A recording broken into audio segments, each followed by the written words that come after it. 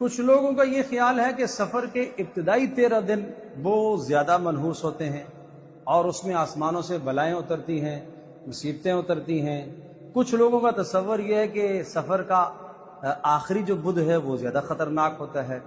نہ ابتدائی 13 دن میں کوئی نحوست، نہ آخری بدھ میں کوئی نحوست۔ سفر کا مہینہ چاہے 29 دن کا ہو، سفر کا مہینہ چاہے 30 دن کا ہو، اس میں کوئی نحوست نہیں ہے۔ پیارے رسول صلی اللہ تعالی علیہ وسلم نے سختی سے منع فرمایا، اس پر رد فرمایا کہ سفر کی نحوست کا کوئی اسلام سے تعلق نہیں ہے، سفر کا منحوس ہونا نہیں ہے، کسی وقت کا، کسی دن کا، کسی گھنٹے کا کوئی منحوس ہونا نہیں ہے۔ نحوست سب کی سب انسان کی بداعمالیوں کی وجہ سے ہوتی ہے۔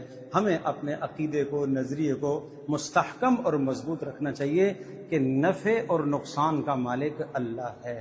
ضرر اللہ جب چاہے گا تو تکلیف ہوگی، جب اللہ نہیں چاہے گا تو نہیں ہوگی۔